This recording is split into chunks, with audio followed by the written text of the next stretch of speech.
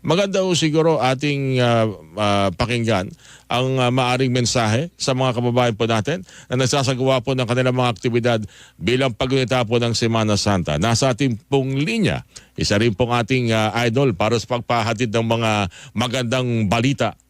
Salita ng Diyos, Father Anton Pascual. Father Anton, kumusta ka na? Magandang umaga po sa inyo muli. Si Orly Trinidad po ito sa DCWB Radio na TV ba? Father Anton?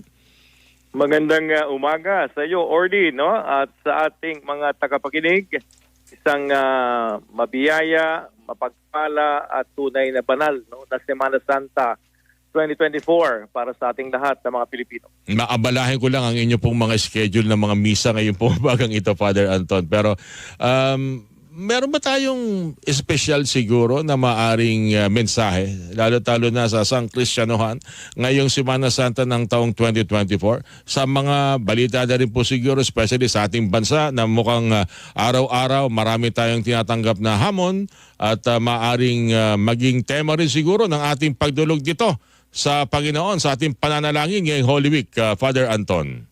Oo nga, Orly, no? Napakaganda ng Semana Santa, no? Una sa lahat, only in the Philippines, no? Na meron tayong bakasyon. Sa ibang bansa, walang bakasyon ng Huwebes Santo, Biyernes Santo, no? Sabado de Gloria. Ito yung ordinaryong araw lang, no? Pero sa ating bansa, sa Pilipinas, meron tayong spiritual vacation na tinatawag bakasyon spiritual, no? At ito ay hindi para tayo mag-relax lang, no? Sa ating mga sarili, ngunit pagnilayan natin ang ating ugnayan sa Panginoon, no? At ang kahalagahan ng Diyos, no, sa buhay ng tao, no? At ang Semana Santa, ito ay matatawag nating Orly, no, yung climax to eh. Ito yung endgame, no? Ika nga, no? Endgame, climax to sa buhay at misyon ni Jesucristo para sa ating kaligtasan, no? Itong Paschal Mystery na pinagninilayan natin, itong kanyang pagkapakasakit, pagkabatay at muling pagkabuhay, no, sa linggo, pagdiriwang natin yung Easter Sunday. Ito yung climax sa buhay ni Kristo. Dito niya tayo natubos. Dito siya nagtagumpay sa kasalanan, sa lahat ng uri ng kasamaan at sa kamatayan, no?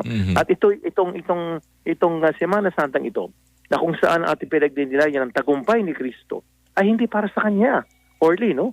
Sa mga nakikinig sa atin, no? Ay hindi kailangan magtagumpay ng Diyos eh. Diyos siya eh, no? Ang tagumpay ni Kristo ay para sa atin. Para sa iyo, sa akin, sa ating lahat, no? Na tayo magtagumpay din sa grasya ng Diyos, no? Sa lahat ng ating mga pagsubok sa buhay. Tulad ng kahirapan, tulad ng climate change, tulad ng karahasan, addiction, no?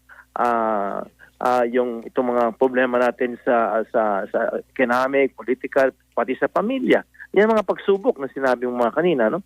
Gusto natin magtagumpay dyan eh. At ang kailangan natin, yung grasya ng Diyos na nagtagumpay.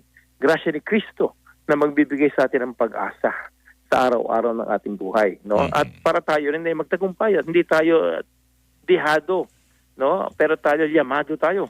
Kailangan natin ng grasya ng Panginoon. Father Anton, alam natin maraming bagay sa daigdig nito. Napaka-dynamic. Nababago, minsan sa pagbabago sa ikabubuti, minsan sa ikasasama. Ang tradisyon ng Semana Santa, sa tingin nyo, saan ba ito patungo dito sa mga nakalipas na mga panahon? Sa magandang pagbabago ba?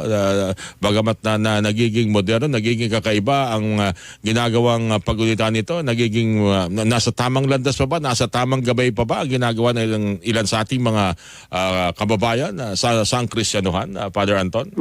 Malaki talaga ang problema sa mundo, no? Dahil nga ang tawag niyan, yung culture of self-invention. Yan ang problema natin ngayon, ano? Culture of self-invention. Para bagang nawawala na ang Diyos sa buhay natin, ano? Nagkakaroon na ng kanya-kanya na lang paniniwala ang tao, no? Nawawala na yung isang paniniwala sa Diyos, no? At ang culture of self-invention, depende na lang sa iyo ano paniniwala mo. At depende na lang sa iyo kung paano mo titingnan ang realidad ng buhay. Wala nang gumagabay. Kailangan ginagabayan tayo ng isang katotohanan. Merong bagay na absolute eh. Hindi lahat ay relative, no? Hindi pwedeng kanya-kanya. No, kaya gumugulo ang mundo kanya-kanya. Kaya nga 'di ba sabi nga diablo, demonyo, diablo. Ang ibig sabihin ay divide, kanya-kanya. Walang pakialam sa bawat isa, walang pagkakaisa. Kaya andyan ang diablo. Ang Diyos naman gusto tayong pagkaisahin. Pagkaisahin tayo, 'di ba? sa patungo sa katotohanan, isang kabutihan, isang direksyon ng buhay. Yun, kaya magulo ang mundo eh. No, una lahat kanya-kanya na lang eh. Yung tinatawag na relativism, no? At andyan din yung secularism at materialism. Ito yung tatlong ismo na sumisira ng mundo eh. Materialismo na pera-pera lang, no? Ang importante na sa mundo ay pera. Yan ang pinakamahalaga, no? Nawala na ang pananampalataya. Pangalawa, yung tinatawag na secularismo, no? Ibig sabihin wala naman Diyos, no? At ang lahat ang importante yung masaya ka, no? Nasa iyo lahat, no? At yung pangatlo, yung tinatawag nga ito nga sinasabi natin na kanya-kanya lang paniniwala, relativismo, no? Wala nang isang paniniwala, wala nang absolute, lahat ay relative. Kaya magulo ang mundo. Orly. Maganda yung mga mensahe nyo yan, Father. Mukhang ang pinupunto nyo, kung yan isusundin, lahat yata ng problema kinakaharap natin ngayon, malulutas. Yung pagiging kaya bumalik tayo sa Diyos eh. Kaya bumalik tayo sa Diyos. Ito nga yung Semana Santa eh. Bumalik tayo sa Diyos na nagmamahal sa atin. No? Pinakita niya yung kanyang pagmamahal sa dakilang pagkapakasakit, pagkamatay sa krus. No? Napakamahal. No? Ang sabi nga, napakamahal ng presyo para tayo ay mabigyan ng pag-asa. Kailangan mamatay ang Diyos. Alright. No? Para tayo ay tubusin sa lahat ng ating pagkakasala. Kaya mahalaga itong Semana Santa na magbalik po tayo sa Panginoon.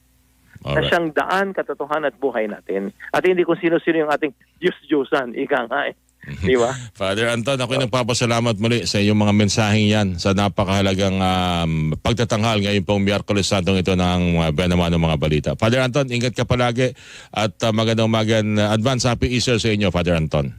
Mabuhay ka at ito ang tunay na maligayang Pasko. Ang maligayang Pasko talaga yung Easter.